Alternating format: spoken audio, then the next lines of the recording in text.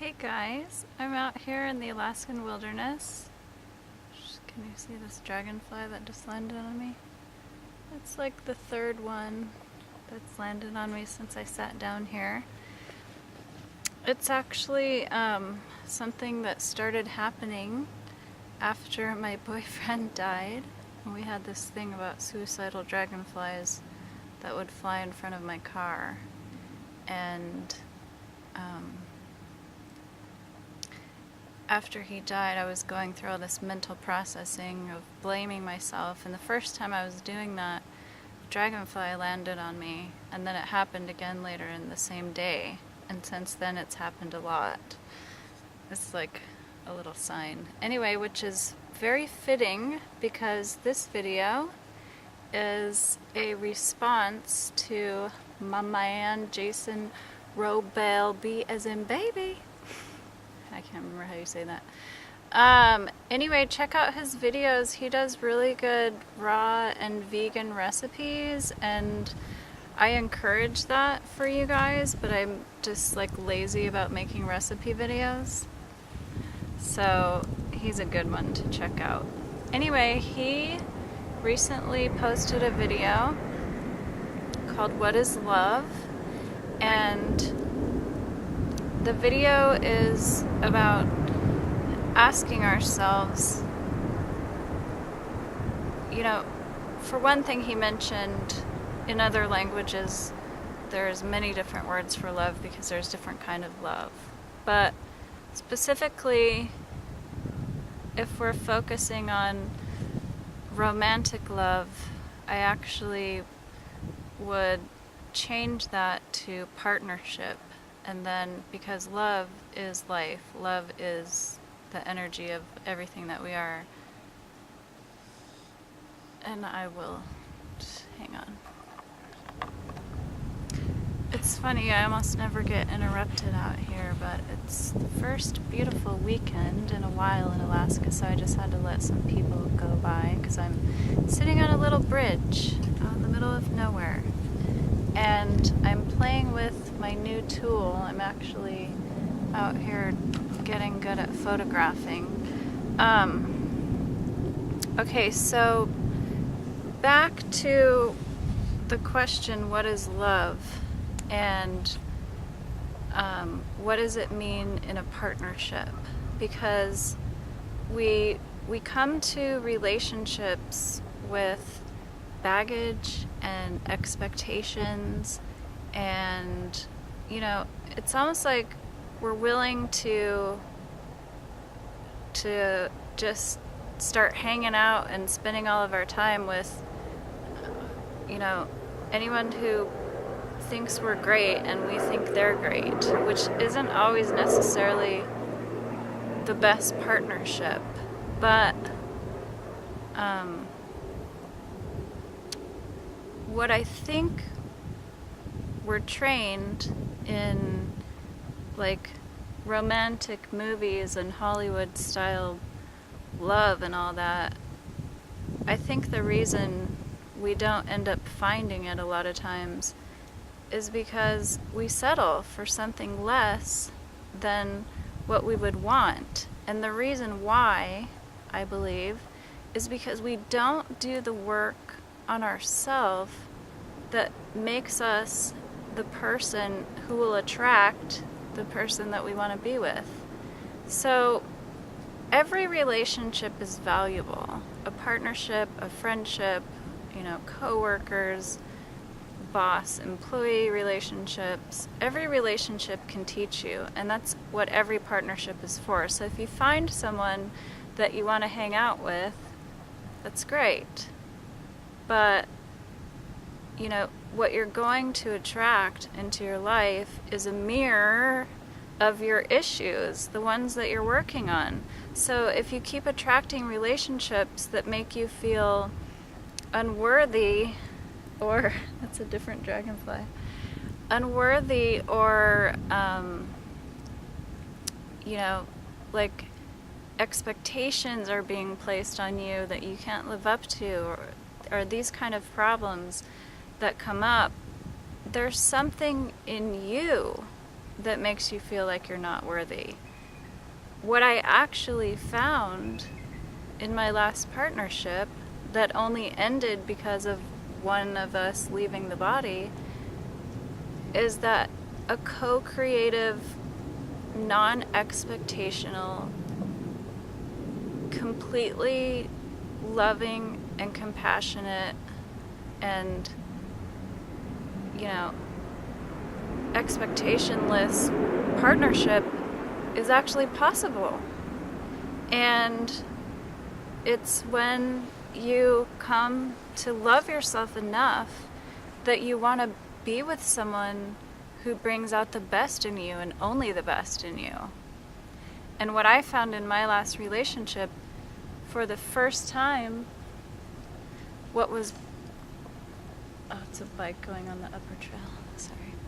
I'm having to watch out for people, so noise. I'm looking around like a crazy person. Anyway, this most loving and nurturing side came out of me in my last relationship that almost never comes out because it's almost never reciprocated. And that type of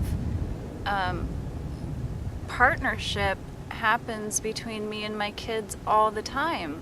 So I don't feel like I need to express more nurturing if I'm not being nurtured. But in the partnership that I was in, it was so reciprocated that it was just natural. It was just like I didn't have any need to impress this person.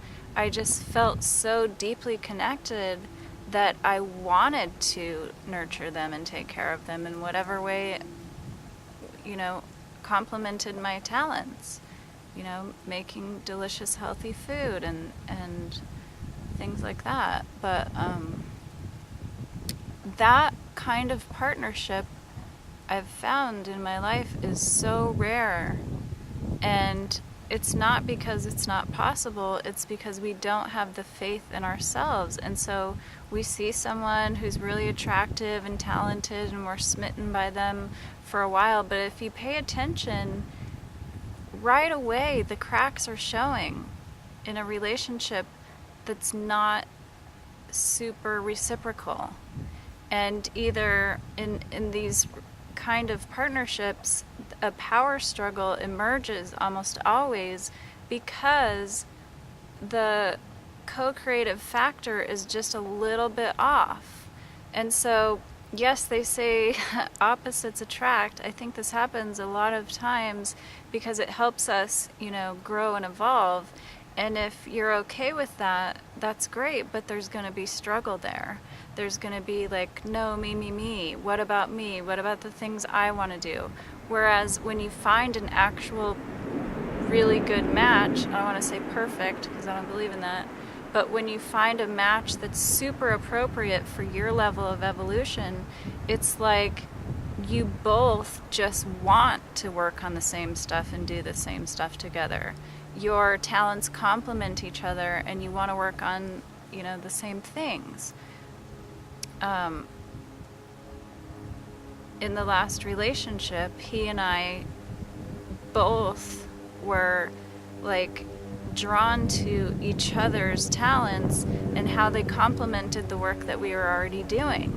And so his incredible photography started to become involved in my recipes and making a cookbook. That's still going to happen, but I'm going to have to finish it by myself. That's one reason I got my awesome new camera that I'm so excited about. And the other reason is because I've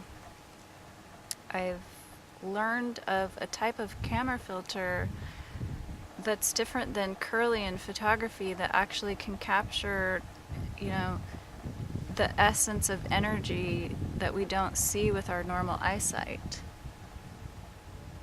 I'm not sure if those people are coming down here or not. And also, I discovered that infrared lenses are really cheap for nice cameras, and so I wanted to just begin to tap more into that side of the, what I call on the other side of the veil, the realms that are available to us. I experience it all the time, but I can't share it with other people. So in this other project that's being sort of created right now, if you could call it that, it's in the very beginning stages, and I'm going to have to fill you in on that later because I don't like to get people excited about things that don't happen. But I have this really cool project going on, and capturing photography from the other realms is going to be really beneficial for that. That's another reason I have been talking a lot more lately about angels, because angel is just a terminology that we can apply to the guides. And so some people call them spirit guides. For a long time, I've always just referred to it as the universe. It's just the guidance that you get. Some people call it intuition. But there is technically, a being, and several sometimes, that's the actual voice of guidance that you hear is actually someone who's assigned themselves to you to benefit your forward momentum and evolution. So I'm going to be talking about angels a lot more, just because it seems like a more widely understood concept or terminology, and so I'm just kind of switching gears a little bit over to that. So I have been so focused on myself lately that the idea of a partnership isn't even like, I guess I can't say it's not possible, but it's not in my plans. In my plans are accomplishing the things that I know I've come here to accomplish. And when that work is done, then I might be ready for a co-creative partnership.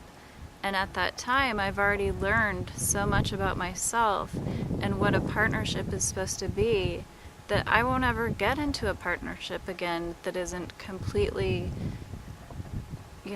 conducive to both people's forward momentum and evolution, because anything else is settling.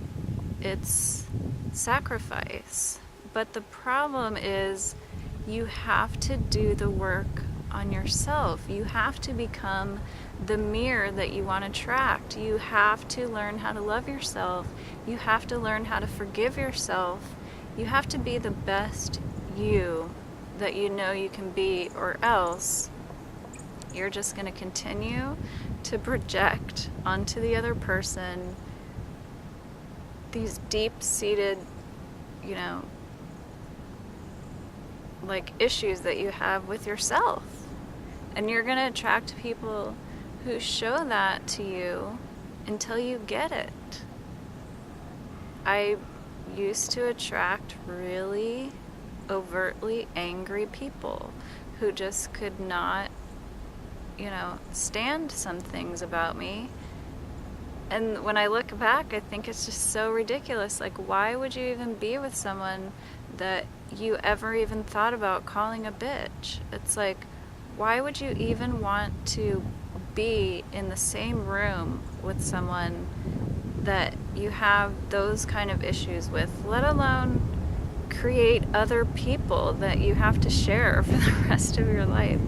Some of the things we do as humans are really silly, let me tell you. But anyway, Jason had a really good point, which is to keep asking, what is love and what is it supposed to mean?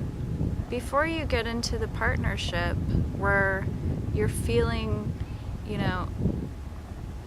unappreciated or so many expectations or limitations are put on you. Before you get into that partnership, ask yourself, what is love? It's a really good question. Thank you, Jason. I love you. You guys have a great day.